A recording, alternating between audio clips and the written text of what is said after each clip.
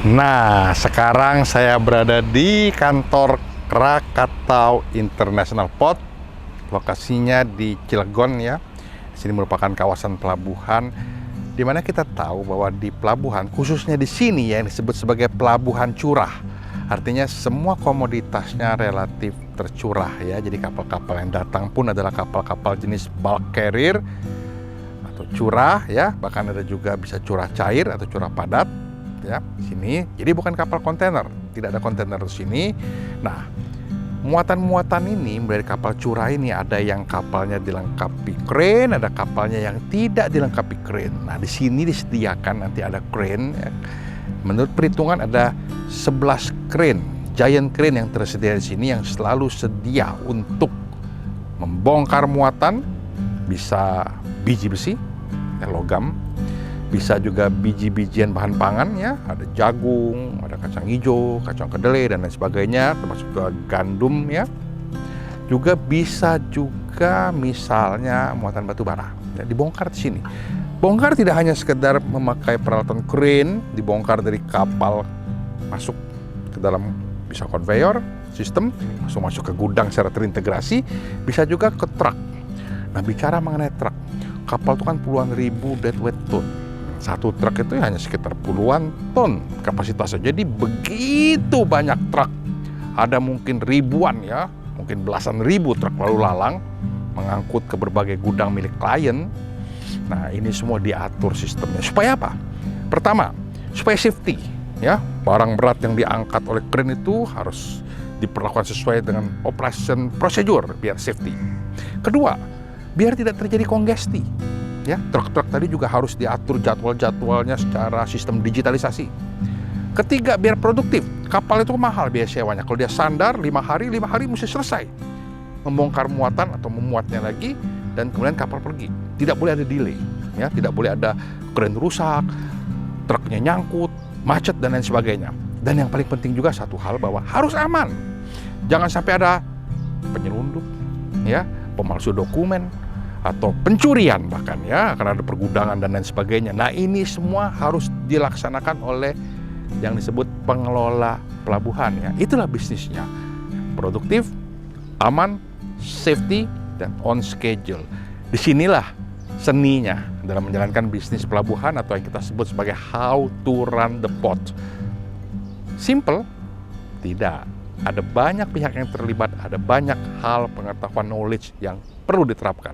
Kita akan simak terus, termasuk tentu berbagai peralatan giant crane, sistem conveyor, warehousing, dan lain sebagainya.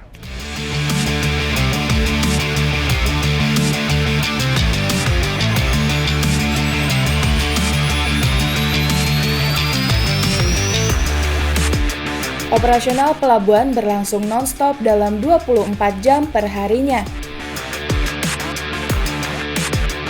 Berbagai crane ukuran besar terus sibuk bekerja, ada yang tersambung sistem conveyor,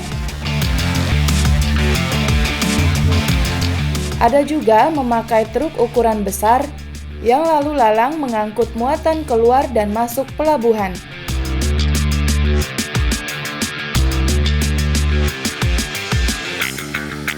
Tidak hanya itu, masih banyak beragam kegiatan yang terlibat seperti misalnya pergudangan,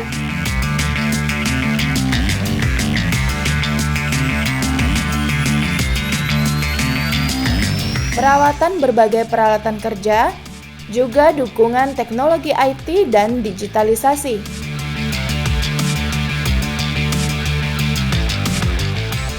Di sini laut, di sana juga laut. Di tengah-tengah, kita lihat di belakang saya, ada berbagai macam aneka kapal yang bersandar dengan berbagai macam crane, serta ada truk juga. Nah, ini Mas Adit, coba ceritakan Mas, kita ada di mana sebenarnya Mas Adit? Oke, kita sekarang ada di Krakatau International Port. Kita merupakan bagian dari Krakatau Steel Group. Dari kita merupakan pelabuhan curah terbesar di Indonesia dengan kapasitas 25 juta ton. Dan kita memiliki 17 dermaga, Bu. Lalu kita juga merupakan integrated industrial port, di mana memang kita perusahaan jasa kepelabuhanan yang terintegrasi dengan kawasan industri dan juga dengan jasa logistik. Karena kita memiliki 4 anak usaha, Bu. Yang pertama ada Krakatau Jasa Logistik Tracking, lalu ada Krakatau Argo Logistik juga tracking. Lalu ada Krakatau Jasa Samudra, itu stevedoring company. Lalu ada Krakatau Samudra Solusi, Bu, itu Port and Logistic Supporting Services. Oke. Nah, dan kita juga berada di lokasi yang strategis nih, Bu, yaitu di Alki 1, di Selat Sunda. Selat Sunda, Selat Sunda, di mana memang dalam setahun itu ada 50.000 kapal yang berlalu lalang di Selat Sunda ini. Makanya ini sangat merupakan lokasi strategis. Lokasi pasti semuanya bisa mampir ke sini semua ya, Mas ya. Betul. Nah, di sini ada berbagai macam aneka kren nih, Mas Adit ya. Saya pengen tahu persis ada kren khusus nggak sih yang bisa menangani cargo green? Oke, sebenarnya kren-kren di sini semua bisa menangani cargo green. Cuman kita punya kren terbaru namanya Continuous Ship Unloader atau CSU. Itu dia berada di dermaga 11. Dia food grade dan juga mempunyai kapasitas 1.300 ton per hour.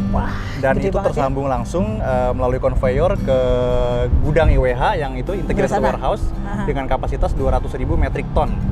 Nah, jadi nggak usah khawatir. Jadi kalau pemilik kargo untuk yang bongkaran grain melalui dermaga 11 kita yang menggunakan kren jenis CSU itu sudah food grade dan sangat cepat sekali, secara waktu sangat efektif dan efisien. Gitu. Oke, luar biasa sekali.